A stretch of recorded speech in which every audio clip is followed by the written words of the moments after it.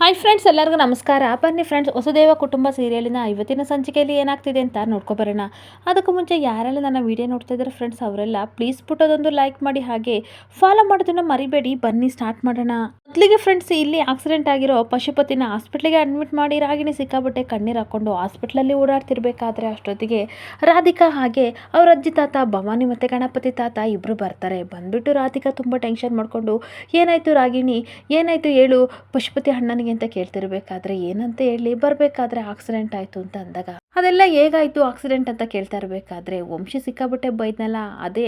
ಜ್ಞಾನದಲ್ಲಿ ಈ ಕಡೆ ಅಪ್ಪ ರೋಡ್ ಕ್ರಾಸ್ ಮಾಡ್ತಿರ್ಬೇಕಾದ್ರೆ ಆಕ್ಸಿಡೆಂಟ್ ಆಯಿತು, ನನಗಂತೂ ಸಿಕ್ಕಾಬಟ್ಟೆ ಟೆನ್ಷನ್ ಆಯಿತು ಅಂತ ಹೇಳ್ತಾ ಇರಬೇಕಾದ್ರೆ ಈ ಕಡೆ ಅಜ್ಜಿ ತಾತನಿಗೆ ಸಿಕ್ಕಾಬಟ್ಟೆ ಶಾಕ್ ಆಗ್ತಾ ಇರುತ್ತೆ. ಹಾಗೆ ನಾನು ವಂಶಿಗೆ ದೊಡ್ಡ ಅನ್ಯಾಯ ಮಾಡಿದೆ, ವಯಸ್ಸಿನಲ್ಲಿ ಚಿಕ್ಕವನಾದರೂ ಸಹ ಅವನು ಸರಿಯಾಗಿ ಮಾತಾಡ್ದ, ಅಚ್ಚೆ ನನಗೆ ತುಂಬ ನಾಚಿಕೆ ಆಗ್ತಿದೆ ಅಂತ ಅದೇ ಮೈಂಡಲ್ಲಿ ಬರ್ತಾ ಈ ರೀತಿ ಆಕ್ಸಿಡೆಂಟ್ ಆಯಿತು, ಅಪ್ಪ ಉಳಿದಿದ್ದೇ ಹೆಚ್ಚಾಯಿತು ಅತ್ತೆ ಅಂತ ಹೇಳ್ತಿರ್ಬೇಕಾದ್ರೆ, ಪಶುಪತಿ ಎಲ್ಲಿದ್ದಾನೆ ಅಂತ ತೋರಿಸ್ಬಾ ಅಂತ ಗಣಪತಿ ತಾತ ಹೇಳ್ತಿರ್ಬೇಕಾದ್ರೆ ಎಲ್ಲರನ್ನೂ ಕರ್ಕೊಂಡು ಐಸು ಕಡೆ ರಾಗಿಣಿ ಬರ್ತಾ ಇರ್ತಾಳೆ. ಹಾಗೆ ಎಲ್ಲರೂ ಐಸು ಕಡೆ ಬರ್ತಾ ಇದ್ರೆ ಈ ಕಡೆ ತುಂಬಾ ಪೆಟ್ಟು ತಿಂದು ಈ ಕಡೆ ಪಶುಪತಿ ನನ್ನ ಕೈಲಿ ಬದುಕಕ್ಕೆ ಇಷ್ಟ ಇಲ್ಲ, ನನ್ನ ಕೈಲಿ ನೋವು ತಡೆಯಕ್ಕಾಗ್ತಿಲ್ಲ ರಂಜನ್ ಅಂತ ಹೇಳ್ತಾ ಇರ್ಬೇಕಾದ್ರೆ ಆ ಹುಡುಗ ಸಮಾಧಾನ ಮಾಡ್ಕೊಳ್ಳಿ ಅಂತ ಸಮಾಧಾನ ಮಾಡ್ತಾ ಇರ್ತಾನೆ. ಅಷ್ಟೊತ್ತಿಗೆ ಅಜ್ಜಿ ತಾತ ರಾಗಿಣಿ ಎಲ್ಲರೂ ಬಂದು ತುಂಬಾ ಶಾಕ್ ಆಗಿ ಪಶುಪತಿನ ನೋಡ್ತಾ ಇರ್ಬೇಕಾದ್ರೆ ರಾಧಿಕಾ ಕೇಳ್ತಾ ಇರ್ತಾಳೆ, ಏನ್ ಮಾಡ್ಕೊಂಡೆ ಪಶುವಣ್ಣ ಅಂತ ಅಂದಾಗ, ನನಗೆ ಬದುಕೋ ಅರ್ಹತೆ ಇಲ್ಲ ರಾಧ ತಂಗಿ, ನನಗಂತೂ ಬದುಕೋ ಯೋಗ್ಯತೆನೂ ಇಲ್ಲ, ನಾನು ಬದುಕಲೇಬಾರ್ದಿತ್ತು ಅಂತ ಹೇಳ್ತಾ ಇದ್ರೆ ಅಜ್ಜಿ ತಾತನಿಗೆ ಸಿಕ್ಕಾಬಟ್ಟೆ ಬೇಜಾರಾಗ್ತಾ ಇರುತ್ತೆ. ಹಾಗೆ ಪಶುಪತಿ ಮತ್ತೆ ನಾಟಕ ಮಾಡ್ತಾ ಇರ್ತಾನೆ, ನಾನು ಮಾಡಿರೋ ತಪ್ಪಿಂದ ಸ್ವಾತಿ ಮತ್ತೆ ವಂಶ ಜೀವನ ಹಾಳಾಗೋಗ್ತಿತ್ತು, ನನಗೆ ಮುಖ ತೋರ್ಸೋಕ್ಕೂ ಇಷ್ಟ ಇಲ್ಲ ಅಂತ ಅನ್ಬೇಕಾದ್ರೆ ಈ ಕಡೆ ಭವಾನಿ ಅಜ್ಜಿ ಹೇಳ್ತಾ ಇರ್ತಾರೆ, ಆಗಿದ್ದಾಗೋಯ್ತು, ಆದರೂ ನೀನು ಸತ್ತೋಗೋ ನಿರ್ಧಾರ ಮಾಡಬಾರ್ದಿತ್ತು ಅಂತ ಅನ್ಬೇಕಾದ್ರೆ, ಪಾಪಿ ಸಮುದ್ರಕ್ಕೆ ಹೋದ್ರೂ ಸಹ ಮೊಣಕಾಲುದ್ದ ನೀರು ಅಂತ ಹೇಳ್ತಾರಲ್ಲ, ಆ ರೀತಿ ಆಗಿದೆ ನನ್ನ ಪರಿಸ್ಥಿತಿ ಅಂತ ಪಶುಪತಿ ಕಣ್ಣೀರು ಹಾಕೊಂಡು ಹೇಳ್ತಾ ಇರ್ತಾನೆ. ಹಾಗೆ ನನ್ನ ಪರಿಸ್ಥಿತಿ ನೋಡಿ ಅಮ್ಮ, ಆದರೂ ಸಹ ನೀವಿಬ್ರು ನಾನು ಮಾಡಿದ ತಪ್ಪನ್ನೆಲ್ಲ ಕ್ಷಮಿಸಿ ಇಲ್ಲಿಗೆ ಬಂದ್ರಲ್ಲ, ನನಗಂತೂ ತುಂಬ ಖುಷಿ ಆಗ್ತಿದೆ ಅಪ್ಪ ಅಂತ ಅನ್ಬೇಕಾದ್ರೆ, ಯಾರು ನಿನ್ನನ್ನು ಕ್ಷಮಿಸ್ತೀನಿ ಅಂತ ಹೇಳಿದ್ದು ಪಶುಪತಿ, ಖಂಡಿತ ನಾನು ಸಾಯೋವರೆಗೂ ನೀನು ಮಾಡಿರೋ ತಪ್ಪನ್ನು ಯಾವತ್ತೂ ಕ್ಷಮಿಸಲ್ಲ, ಆದರೆ ಜನಗಳೆಲ್ಲರೂ ಸಹ ಮಗ ಆಕ್ಸಿಡೆಂಟ್ ಆಗಿ ಹಾಸ್ಪಿಟ್ಲಲ್ಲಿ ಇದ್ರೂ ಸಹ ಅಪ್ಪ ಅದನ್ನು ನೋಡೋಕೆ ಹೋಗಿಲ್ವಲ್ಲ ಅಂತ ಮಾತಾಡಬಾರ್ದು ಅಂತ ಬಂದಿದ್ದೀನಿ ಅಷ್ಟೇ ಅಂತ ತುಂಬ ಕೋಪ ಮಾಡ್ಕೊಂಡು ಗಣಪತಿ ತಾತ ಹೇಳ್ತಾ ಇರ್ತಾರೆ. ಹಾಗೆ ಇನ್ಮೇಲಾದರೂ ಎಲ್ಲನೂ ಬಿಟ್ಟು ಒಳ್ಳೆ ಬುದ್ಧಿ ಕಲ್ತ್ಕೊಂಡು ಜೀವನದಲ್ಲಿ ಮುಂದೆ ಬರೋದನ್ನ ಕಲ್ತ್ಕೊಂತ ತಾತ ಬೈದ್ಬಿಟ್ಟು ರಂಜನ ನೋಡ್ಬಿಟ್ಟು, ನೀನು ಯಾವಾಗ ಬಂದೆ ಅಂತ ಕೇಳ್ತಾ ಇರ್ತಾರೆ. ಅಕ್ಕ ಎದ್ರುಕೊಂಡು ಕಾಲ್ ಮಾಡಿದ್ಲು, ಅದಕ್ಕೋಸ್ಕರ ನಾನು ಓಡೋಡಿ ಬಂದೆ ಅಜ್ಜ ಅಂತ ಹೇಳ್ತಾ ಇರಬೇಕಾದ್ರೆ ಅಜ್ಜಿ ಕೇಳ್ತಾ ಇರ್ತಾರೆ, ಅಮ್ಮ ಬರ್ಲಿಲ್ವೇನೋ ಅಂತ ಅನ್ಬೇಕಾದ್ರೆ ಅಮ್ಮನಿಗೆ ಹೇಳಿದ್ರೆ ತುಂಬ ಟೆನ್ಷನ್ ಮಾಡ್ಕೋತಾರೆ ಅಂತ ಹೇಳಲಿಲ್ಲ ಅಜ್ಜಿ ಅಂತ ಅಂದಾಗ, ಸರಿ ಸರಿ ಪಶುಪತಿ ನಾವೇ ನೋಡ್ತೀವಿ, ನಿನಗೇನಾದರೂ ಬೇಕು ಅಂತಂದರೆ ರಂಜನ್ಗೆ ಹೇಳು ಕಳಿಸ್ಕೊಡ್ತೀನಿ ಅಂತ ಅಜ್ಜಿ ಹೇಳ್ತಾ ಇರಬೇಕಾದ್ರೆ ರಾಧಿಕಾ ಹೇಳ್ತಾ ಇರ್ತಾಳೆ, ಅಮ್ಮ ನಾನು ಇಲ್ಲೇ ಇದ್ದು ಅಣ್ಣನ ನೋಡ್ಕೋತೀನಿ, ಇಂಥ ಪರಿಸ್ಥಿತಿಯಲ್ಲಿ ನಾನು ಅವನ ಜೊತೆ ಇರೋದು ತುಂಬ ಒಳ್ಳೇದು ಅಂತ ಅನ್ಬೇಕಾದ್ರೆ, ಏನು ಬೇಡ ರಂಜನ್ ಒಬ್ಬ ಇದ್ದರೆ ಸಾಕು, ಇಲ್ಲಿ ಡಾಕ್ಟರ್ ನರ್ಸ್ ಎಲ್ಲ ಇರ್ತಾರೆ, ನೀನು ಹೋಗು ಮನೆಗೆ ಅಂತ ತಾತ ಹೇಳ್ತಾ ಇರಬೇಕಾದ್ರೆ, ಹಾಗೆ ಇಲ್ಲ ಇಲ್ಲ ಇರ್ತೀನಿ ಅಂತ ರಾಧಿಕಾ ಹೇಳ್ತಾ ಇರ್ತಾಳೆ. ಅಷ್ಟೊತ್ತಿಗೆ ರಾಗಿಣಿ ಬಾ ಮನೆಗೆ ಹೋಗೋಣ ಅಂತ ಕರಿತಿರ್ಬೇಕಾದ್ರೆ, ಇಲ್ಲ ಅಜ್ಜಿ ಆ ಮನೆಗೆ ನಾನು ಬರಲ್ಲ, ನನಗೆ ಬರೋಕ್ಕೆ ತುಂಬ ಬೇಜಾರಾಗ್ತಿದೆ, ಅದರಲ್ಲಿ ಅಪ್ಪನ ಇಂಥ ಪರಿಸ್ಥಿತಿಲಿ ಬಿಟ್ಟು ನಾನು ಬರೋಕ್ಕಾಗಲ್ಲ ಅಂತ ಅಂದಾಗ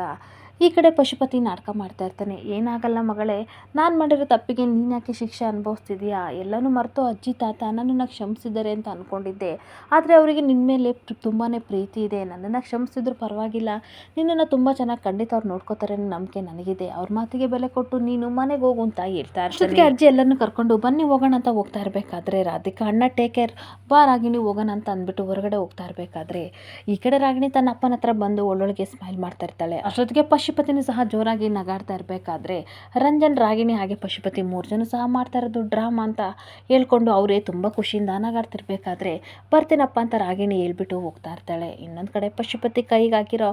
ಕ್ಯಾನುಲ ಹಾಗೆ ಪ್ರತಿಯೊಂದು ನೆಲನೂ ಕಿತ್ತಾಕ್ಬಿಟ್ಟು, ನನಗೆ ಎಲ್ಲರೂ ಬುದ್ಧಿ ಕಲ್ಸಕ್ಕೆ ಬರ್ತಾರೆ, ನೋಡ್ತಾ ಇರಿ ಮುಂದಕ್ಕೆ ಯಾವ ರೀತಿ ಮಾಡ್ತೀನಿ ಅಂತ ಇಮ್ಯಾಜಿನೇಷನ್ ಸಹ ಮಾಡ್ಕೋಬಾರ್ದು, ಆ ಪರಿಸ್ಥಿತಿಗೆ ಅವ್ರನ್ನ ತರ್ತೀನಿ ಅಂತ ರಂಜನ್ ಗೆಲ್ಕೊಂಡು ಸಿಕ್ಕಾಪಟ್ಟೆ ಕೋಪ ಮಾಡ್ಕೊಂಡು ಮತ್ತೆ ಹೇಳ್ತಾ ಇರ್ತಾನೆ, ನನಗೆ ಮಾಡಿರೋ ಅವಮಾನಕ್ಕೆ ಅವರಿಗೆ 100 ಪಟ್ಟು ಅವಮಾನ ಆಗೋ ರೀತಿ ನಾನು ಮಾಡೇ ಮಾಡ್ತೀನಿ ಅಂತ ರಂಜನ್ಗೆ ಹೇಳ್ತಾ ಇರ್ತಾನೆ. ಹಾಗೆ ಇನ್ನೊಂದು ಕಡೆ ವಂಶಿ ಹೋಗ್ತಾ ಇರಬೇಕಾದ್ರೆ, ಸ್ವಾತಿ 1 ನಿಮಿಷ ನಿಂತ್ಕೊಳ್ಳಿ ಹತ್ರ ಬಂದ್ಬಿಟ್ಟು, ನಿಮ್ಮ ಪಶುಪತಿ ಮಾವ ಮೇಲೆ ನಿಮಗೆ ಸಿಕ್ಕಾಪಟ್ಟೆ ಕೋಪ ಇದೆ, ದ್ವೇಷ ಇದೆ ಅಂತ ನನಗೆ ಚೆನ್ನಾಗಿ ಗೊತ್ತು, ಆದರೆ ಅದಕ್ಕೆ ಕಾರಣ ಏನು ಅಂತ ಕೇಳಬೇಕಾದ್ರೆ ಅದನ್ನ ಹೇಳೋ ಅವಶ್ಯಕತೆ ನಿನಗಿಲ್ಲ ಅಂತ ಅನ್ಬೇಕಾದ್ರೆ, ನನಗೆ ಗೊತ್ತು, ನಾನು ಕೇಳಿದ್ರು ಸಹ ನೀವು ಹೇಳಲ್ಲ ಅಂತ ಸ್ವಾತಿ ಹೇಳ್ತಾ ಇದ್ರೆ, ಮ್ಯಾಟ್ರೇನು ಹೇಳು ಡೈರೆಕ್ಟಾಗಿ ಮಾತಾಡು ಅಂತ ಅನ್ಬೇಕಾದ್ರೆ, ಅಲ್ಲ ನಿಮ್ಮ ಪಶುಪತಿ ಮಾವ ಆಕ್ಸಿಡೆಂಟ್ ಆಗಿ ಹಾಸ್ಪಿಟಲ್ ಅಡ್ಮಿಟ್ ಆಗಿದ್ದಾರೆ, ಅವ್ರನ್ನ ನೋಡೋಕ್ಕೆ ಮನೆಯವರೆಲ್ಲರೂ ಸಹ ಹೋಗಿದ್ದಾರೆ, ನೀವು ಹೋಗಲ್ವಾ, ಮನುಷ್ಯತ್ವಕ್ಕಾದ್ರೂ ಬೆಲೆ ಕೊಟ್ಟು ಹೋಗ್ಲೇಬೇಕಲ್ವಾ ಅಂತ ಸ್ವಾತಿ ಹೇಳ್ತಾ ಇದ್ರೆ, ತುಂಬ ಕೋಪ ಮಾಡ್ಕೊಂಡು ಅವಳನ್ನ ವಂಶಿ ಗುರಾಯಿಸ್ತಾ ಇರ್ತಾನೆ. ಹಾಗೆ ಮತ್ತೆ ಈ ವಿಷಯದ ಬಗ್ಗೆ ಮಾತಾಡಬೇಡ, ನನಗೆ ಹೋಗೋಕ್ಕೂ ಇಷ್ಟನೂ ಇಲ್ಲ, ಹಾಗೆ ಅವನ ಹತ್ರ ಹೋಗಿ ನಾವು ದೊಡ್ಡವರಾಗೋ ಅವಶ್ಯಕತೆನೂ ನನಗಿಲ್ಲ ಅಂತ ಅನ್ಬೇಕಾದ್ರೆ ಆದರೂ ವಂಶಿಯವರೇ ಸ್ವಲ್ಪ ಕ್ಯೂರಿಯಾಸಿಟಿಯಿಂದ ಕೇಳ್ತಾ ಇದ್ದೀನಿ, ನಿಮಗೆ ಯಾಕೆ ನಿಮ್ಮ ಅವನ ಮೇಲೆ ದ್ವೇಷ ಅಂತ ಅನ್ಬೇಕಾದ್ರೆ ಮತ್ತಷ್ಟು ಕೋಪ ಮಾಡಿಕೊಂಡು ಕೊರಳಲ್ಲಿರೋ ಕೊಳ್ಚೈನ ಕೈಲೇ ಹಿಡ್ಕೊಂಡು ಹಾಗೆ ಡಾಲರ್ನ ನೋಡ್ತಾ ಇರ್ತಾನೆ. ಆದರೆ ಸ್ವಾತಿಗೆ ಮಾತ್ರ ಏನು ಅರ್ಥ ಆಗದೆ ಅವನ ಮುಖ ನೋಡ್ತಿರ್ಬೇಕಾದ್ರೆ ತನ್ನ ಪಾಡಿಗೆ ತಾನು ಬೇಜಾರಿಂದ ವಂಶಿ ಹೊರಟು ಹೋಗ್ತಾ ಇದ್ರೆ ಸ್ವಾತಿ ಏನು ಮಾತಾಡೋಕ್ಕಾಗದೆ ಹಾಗೆ ನಿಂತ್ಕೊಬಿಡ್ತಾಳೆ. ಹಾಗೆ ಇನ್ನೊಂದು ಕಡೆ ಪದ್ಮ ಮಲಗಿದಳು ಸಡನ್ ಆಗಿ ಎದ್ದಾಳ್ತಿರ್ಬೇಕಾದ್ರೆ ಈ ಕಡೆ ಅಜ್ಜಿ ಕೇಳ್ತಾ ಇರ್ತಾರೆ, ಏನಾಯ್ತು ಪದ್ಮ, ಯಾಕೆ ನಿದ್ದೆ ಬರ್ತಿಲ್ವಾ ಅಂತ ಅಂದಾಗ ಅಷ್ಟೊತ್ತಿಗೆ ಮೇಘನೂ ಸಹ ಏನಾಯ್ತಮ್ಮ ಅಂತ ಕೇಳ್ತಾ ಇರಬೇಕಾದ್ರೆ ಯಾಕೋ ನಿದ್ದೆ ಬರ್ತಿಲ್ಲ, ನನಗಂತೂ ತುಂಬ ಭಯ ಆಗ್ತಿದೆ, ಕಣ್ಮುಚ್ಚಿ ಮಲಗಿದ್ರೆ ಮದುವೆ ಮನೇಲಿ ನಡೆದಿದ್ದ ಘಟನೆ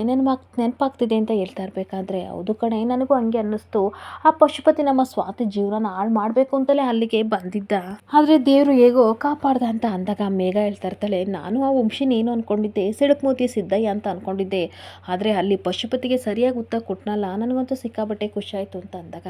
ಪದ್ಮನು ತುಂಬ ಖುಷಿಯಿಂದ ಹೇಳ್ತಾ ಇರ್ತಾಳೆ, ನನಗೆ ತುಂಬ ಭಯ ಆಯಿತು, ವಂಶಿ ಕೆಟ್ಟವನು ಅಂತ ಅಂದ್ಕೊಂಡಿದ್ದೆ, ಆದರೆ ಸ್ವಾತಿ ಬಗ್ಗೆ ಮಾತಾಡಿನಲ್ಲ, ತುಂಬ ಅಂದರೆ ತುಂಬ ಖುಷಿ ಆಯಿತು, ಸ್ವಾತಿ ಹೇಳ್ತಾರೆ ಕೇಳ್ದಲೆ ಮದುವೆಗೆ ಇಂಥ ಹುಡುಗನ ಮದುವೆಗೆ ಅಂತ ತುಂಬ ಭಯ ಇತ್ತು, ಆದರೆ ಸ್ವಲ್ಪ ಇವಾಗ ನನಗೆ ನೆಮ್ಮದಿ ಆಗಿದೆ ಅಜ್ಜಿ ಅಂತ ಹೇಳ್ತಾ ಇದ್ರೆ ಅವರೆಲ್ಲ ಮಾತಾಡೋದನ್ನ ಆಚೆ ಹಾಗೆ ಮತ್ತೆ ಪದ್ಮ ಹೇಳ್ತಾ ಇರ್ತಾಳೆ, ಸ್ವಲ್ಪ ಇವಾಗ ನಮಗೆ ನೆಮ್ಮದಿ ಆಯಿತು ಅಲ್ವಾ ಅಂತ ಅನ್ಬೇಕಾದ್ರೆ ಮೇಘ ಹೌದಮ್ಮ,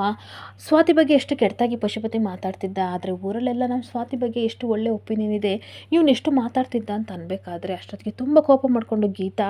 ತುಂಬ ಕೋಪದಿಂದ ಬಂದು ಹೇಳ್ತಾ ಇರ್ತಾಳೆ, ಅಲ್ಲ ನಿಮ್ಗೆ ಏನಾಗಿದೆ, ನೀವು ಅಲ್ಲಿಗೆ ಹೋಗಿದ್ರೆ ತಾನೇ ಸ್ವಾತಿ ಪರ ನಿಂತು ಮಾತಾಡಬೇಕು ತಾನೆ, ಆ ಪಶುಪತಿ ಹಾಗೆಲ್ಲ ಅಂದ ಅಂತ ಸುಮ್ಮನೆ ಬಂದಿದ್ದೀರಲ್ಲ, ನಾನೇನಾದರೂ ಇದ್ದಿದ್ರೆ ಅವನಿಗೊಂದು ಗತಿ ಕಾಣಿಸ್ತಿದ್ದೆ ಅಂತ ಅಂದಾಗ ಎಲ್ಲರೂ ಸ್ವಲ್ಪ ನಗಾಡ್ತಾ ಇರ್ತಾರೆ. ಹಾಗೆ ಮೇಘ ಬೇಕು ಬೇಕು ಅಂತ ಹೇಳ್ತಾ ಇರ್ತಾಳೆ, ಅಯ್ಯೋ ಅಕ್ಕ ನೀನೇನಾದರೂ ಅಲ್ಲಿದ್ದರೆ ಎಂಥ ಇಮ್ಯಾಜಿನೇಷನ್ ಕಾಣ್ತಿದೆ ಗೊತ್ತಾ, ಅಲ್ಲಿ ಸರಿಯಾದ ಘಟನೆನೇ ನಡೀತು ಕಣೆ ಅಂತ ಹೇಳ್ತಾ ಇರ್ತಾಳೆ. ತುಂಬ ಮಜವಾಯಿತು ಅಂತ ಅನ್ಬೇಕಾದ್ರೆ ಸರಿಯಾಗಿ ಹೇಳೆ ಅಲ್ಲಿ ನಡೀತು ಮೇಘ ಅಂತ ಹೇಳ್ತಾ ಇರಬೇಕಾದ್ರೆ ಏನು ಗೊತ್ತಾ ಅಕ್ಕ, ಪಶುಪತಿ ಸ್ವಾತಿ ಮರ್ಯಾದೆ ಕಳೆಯಕ್ಕೆ ಅಂತ ಹೋಗ್ತಾ ಇರಬೇಕಾದ್ರೆ ವಂಶಿ ತುಂಬ ಕೋಪ ಮಾಡಿಕೊಂಡು ರೇಗಾಡ್ಕೊಂಡು ಹೇಳ್ತಿದ್ದ, ಸ್ವಾತಿ ಇನ್ಮೇಲೆ ನನ್ನ ಹೆಂಡ್ತಿ ಅವಳ ಪಾಸ್ಟ್ ಏನಾರಾಗಿರಲಿ, ಆದರೆ ಅವಳ ಬಗ್ಗೆ ಕೆಟ್ಟದಾಗಿ ಮಾತಾಡಿದರೆ ನಾನಂತೂ ಒಬ್ಬೊಬ್ಬರನ್ನು ಸಹ ನಾಲಿಗೆ ಕತ್ತರಿಸಿ ನಾಯಿಗೆ ಹಾಕ್ಬಿಡ್ತೀನಿ ಅಂತ ಹೇಳ್ದ ಕಣೆ ಅಂತ ಅಂದಾಗ ಈ ಕಡೆ ಪದ್ಮನು ಸಹ ಹೌದು ಅವಳ ಪರ ನಿಂತು ಮಾತಾಡ್ದ, ನಮಗಂತೂ ಸಿಕ್ಕಾಬಟ್ಟೆ ಖುಷಿ ಆಯಿತು ಅಂತ ಹೇಳ್ತಾ ಇದ್ರೆ ಅಜ್ಜಿ ಅಂತೂ ಇಂತೂ ನಮ್ಮ ಸ್ವಾತಿಗೆ ಒಳ್ಳೆ ಹುಡುಗ ಸಿಗ್ತಾ ನನಗಂತೂ ನೆಮ್ಮದಿ ಆಯಿತು ಅಂತ ಹೇಳ್ತಾ ಇರ್ತಾರೆ. ಹೌದು ಅತ್ತೆ ನೀವು ಹೇಳ್ತಿರೋದು ಕರೆಕ್ಟು, ನಾವೇ ಆಗಿ ಹುಡುಕಿದ್ರು ಇಂಥ ಹುಡುಗನ್ನ ನಾವು ಹುಡುಕೋಕ್ಕಾಗ್ತಿರ್ಲಿಲ್ಲ, ಆ ಪಶುಪತಿಗೆ ಸರಿಯಾಗಿ ಬುದ್ಧಿ ಕಲಿಸೋಕ್ಕೆ ಸರಿಯಾಗಿ ನಾನೊಬ್ಬ ಅಂತಂದರೆ ಆ ವಂಶಿ ಮಾತ್ರ ಅಂತ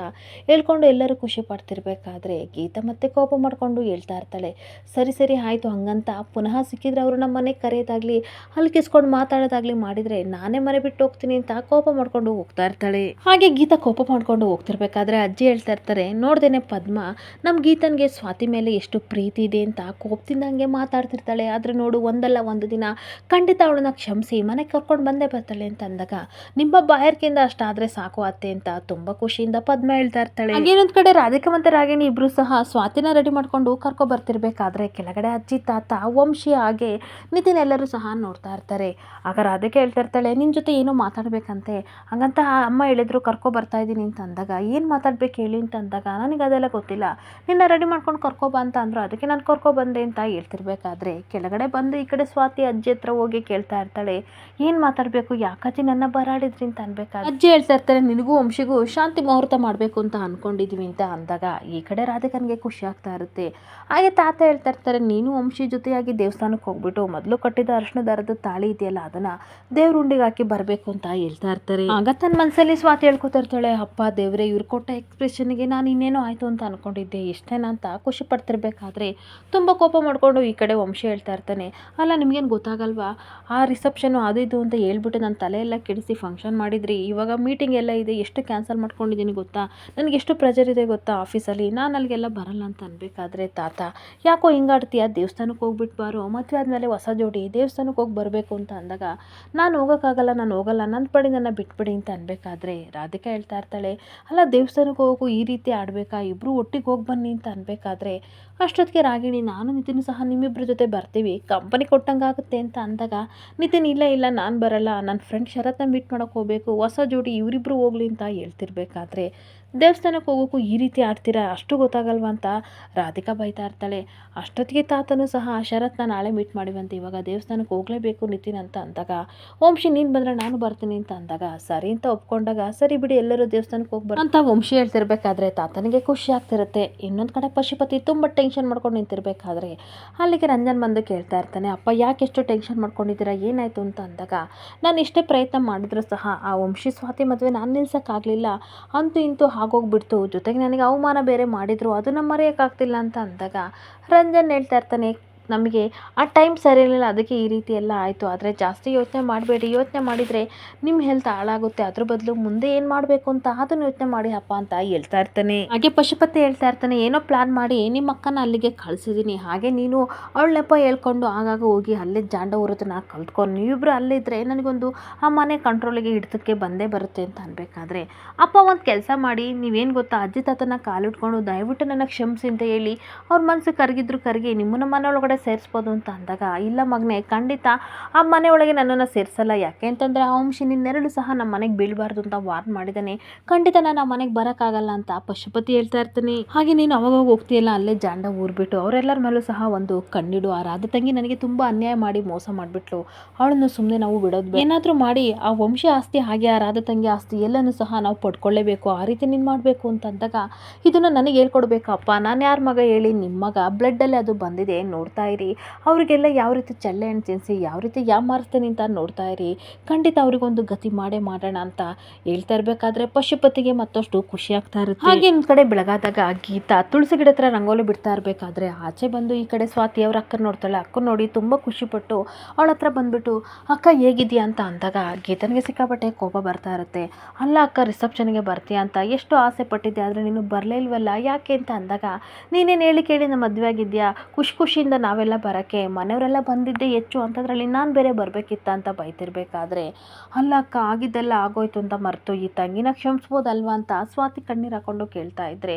ಇಲ್ಲಮ್ಮ ನನ್ನ ಕೈಲಿ ಆಗಲ್ಲ, ಯಾಕೆಂತಂದರೆ ಇವಾಗ ನೀನು ದೊಡ್ಡ ಬಿಸ್ನೆಸ್ ಮ್ಯಾನ್ ಹೆಂಡ್ತಿ ಅಲ್ವಾ, ನಿನ್ನ ಸ್ಟೇಟಸ್ಗೂ ನನ್ನ ಸ್ಟೇಟಸ್ಗೂ ಸಹ ಮ್ಯಾಚ್ ಆಗಲ್ಲ, ಒಂದು ಕಾಲದಲ್ಲಿ ನಾವಿಬ್ಬರು ಅಕ್ಕ ತಂಗಿ ಆಗಿದ್ವಿ, ಆದರೆ ಇವಾಗಲ್ಲ, ನಿನ್ನ ಸ್ಟೇಟಸ್ ಬೇರೆ ನನ್ನ ಸ್ಟೇಟಸ್ ಬೇರೆ ಅಂತ ಅನ್ಬೇಕಾದ್ರೆ ಇವಾಗ ಸ್ಟೇಟಸ್ ವಿಷಯ ಯಾಕಕ್ಕ ಬಂತು ಅಂತ ಅಂದಾಗ, ನಿನಗೇನು ಅರ್ಥ ಆಗಲ್ವ, ಯಾಕೆ ಹೀಗೆ ಮಾತಾಡ್ತಿದ್ಯಾ ಅಂತ ಸ್ವಾತಿ ಹೇಳ್ತಿದ್ರೆ, ಹೌದಮ್ಮ, ನಾನೊಬ್ಬ ಚಿಕ್ಕ ಟೈಲರ್ ಹೆಂಡ್ತಿ ಅಲ್ವಾ, ನನಗೇನು ಅರ್ಥ ಆಗಲ್ಲ,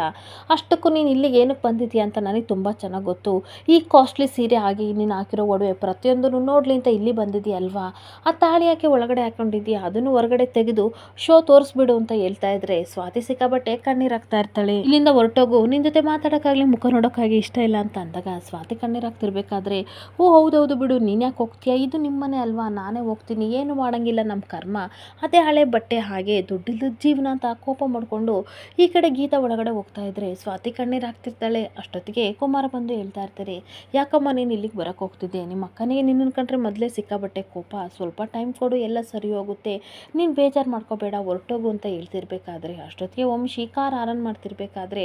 ಎಲ್ಲೋ ಹೊರಗಡೆ ಹೋಗ್ತಾ ಇದ್ದೀರಾ ಅಂತ ಅನ್ಸುತ್ತೆ, ತುಂಬ ಖುಷಿಯಾಗಿ ಹೋಗು, ಇದನ್ನೆಲ್ಲ ತಲೆ ಕೆಡಿಸ್ಕೋಬೇಡ ಅಂತ ಕುಮಾರ ಸಮಾಧಾನ ಮಾಡಿ ಸ್ವಾತಿನ ಕಳಿಸ್ತಾ ಇರ್ತಾನೆ. ಹಾಗೆ ಇನ್ನೊಂದು ಕಡೆ ಮೇಘ ಮೆಡಿಸಿನ್ ತೊಗೊಳಕ್ಕೆ ಅಂತ ಮೆಡಿಕಲ್ಗೆ ಬಂದಾಗ ಎಷ್ಟಾಯಿತು ಅಂದಾಗ 1000 ರೂಪೀಸ್ ಅಂತ ಹೇಳ್ತಿರ್ಬೇಕಾದ್ರೆ ಸ್ಕ್ಯಾನ್ ಮಾಡೋಕ್ಕೆ ಹೋಗ್ತಾಳೆ. ಅಷ್ಟೊತ್ತಿಗೆ ನೆಟ್ವರ್ಕ್ ಪ್ರಾಬ್ಲಮ್ ಆಗಿರೋದ್ರಿಂದ, ಸರ್ ಏನೋ ಸರ್ವರ್ ಬಿಸಿ ಬರ್ತಿದೆ ಸರ್, ದುಡ್ಡು ಬೇರೆ ಇಲ್ಲ, ಆಮೇಲೆ ತೊಗೋತೀನಿ ಅಂತ ಹೇಳ್ತಿರ್ಬೇಕಾದ್ರೆ ಅಷ್ಟೊತ್ತಿಗೆ ರಂಜನ್ ಬಂದು, ತೊಗೊಳ್ಳಿ ಸರ್, ಈ ಅಮೌಂಟ್ನ ತೊಗೊಂಡು ಅವರಿಗೆ ಮೆಡಿಸಿನ್ ಕೊಡಿ ಅಂತ ಅಂದಾಗ ಅವಳಿಗೆ ಸಿಕ್ಕಾಬಟ್ಟೆ ಶಾಕ್ ಆಗ್ತಿರುತ್ತೆ. ಏ ರಂಜನ್, ನೀನು ಯಾಕೆ ಕೊಡ್ತಿದ್ಯಾ, ಇಲ್ಲಿಗೆ ಯಾಕೆ ಬಂದಿದ್ಯಾ ಅಂತ ಅಂದಾಗ, ನೋಡು ನನ್ನನ್ನು ದಯವಿಟ್ಟು ಕ್ಷಮಿಸು, ಎಷ್ಟು ಕ್ಷಮೆ ಕೇಳಿದ್ರು ನೀನು ಕ್ಷಮಿಸಲ್ಲ ಅಂತ ನನಗೆ ಗೊತ್ತು, ಆದರೆ ಪ್ಲೀಸ್ ಮೆಡಿಸಿನ್ ತೊಗೊಳ್ದಲ್ಲಿ ಮಾಡ್ಕೊಂಡು ಮೇಘ ಹೋಗ್ತಾ ಇರ್ತಾಳೆ. ಇನ್ನೊಂದು ಕಡೆ ವಂಶಿ ಇದೇನಿದು ಸ್ವಾತಿ ಬಂದಿಲ್ವ ಅಂತ ವೆಯ್ಟ್ ಮಾಡ್ತಿರ್ಬೇಕಾದ್ರೆ ಸ್ವಾತಿ ಬಂದಾಗ ಬೈತಾ ಇರ್ತಾನೆ, ಎಲ್ಲಿಗೆ ಹೋಗಿದ್ದೆ, ಎಲ್ಲರೂ ನನಗೆ ವೆಯ್ಟ್ ಮಾಡ್ತಾರೆ, ಆದರೆ ನಿನಗೆ ವೆಯ್ಟ್ ಮಾಡಬೇಕಲ್ಲ ನಾನು ಅಂತ ಬೈತಿರ್ಬೇಕಾದ್ರೆ ಅಷ್ಟೊತ್ತಿಗೆ ರಾಗಿಣಿ ಬರ್ತಾಳೆ. ರಾಗಿಣಿನ ನೋಡಿಬಿಟ್ಟು, ನಾನು ಖಂಡಿತ ನೀನೇನು ಅನ್ನಲ್ಲ, ನಿಮ್ಮ ಅಕ್ಕನ ಮೀಟ್ ಮಾಡೋಕ್ಕೆ ಹೋಗಿದ್ದೆ, ಇನ್ನೂ 2 ಅವರ್ಸ್ ಮೀಟ್ ಮಾಡಿಬಿಟ್ಟೆ, ಬಾ ನಾನು ವೆಯ್ಟ್ ಮಾಡ್ತೀನಿ ಅಂತ ಅನ್ಬೇಕಾದ್ರೆ, ತುಂಬ ಚೆನ್ನಾಗಿ ಇಬ್ಬರು ಡ್ರಾಮಾ ಮಾಡ್ತೀರಾ, ಮಾಡಿ ಖಂಡಿತ ನಿಮ್ಮನ್ನು ಸಿಕ್ಕಾಕಿಸ್ತೀನಿ ಅಂತ ಹೇಳ್ತಿರ್ಬೇಕಾದ್ರೆ ಅಷ್ಟೊತ್ತಿಗೆ ನಿತಿನ್ ಬರ್ತಾನೆ. ನಿತಿನ್, ನಾನು ಕಾರ್ ಡ್ರೈವಿಂಗ್ ಮಾಡ್ತೀನಿ ಅಂತ ಅಂದಾಗ, ಬೇಡಪ್ಪ ನೀನು ಕೂತ್ಕೋ ಆರಾಮಾಗೆ, ನಾನು ಡ್ರೈವಿಂಗ್ ಮಾಡ್ತೀನಿ ಅಂತ ಎಲ್ಲನೂ ಕರ್ಕೊಂಡು ದೇವಸ್ಥಾನಕ್ಕೆ ವಂಶಿ ಬರ್ತಾನೆ. ಇಲ್ಲಿಗೆ ಸಂಚಿಕೆ ಎಂಡ್ ಆಗ್ತಿದೆ. Thank you for the watching friends.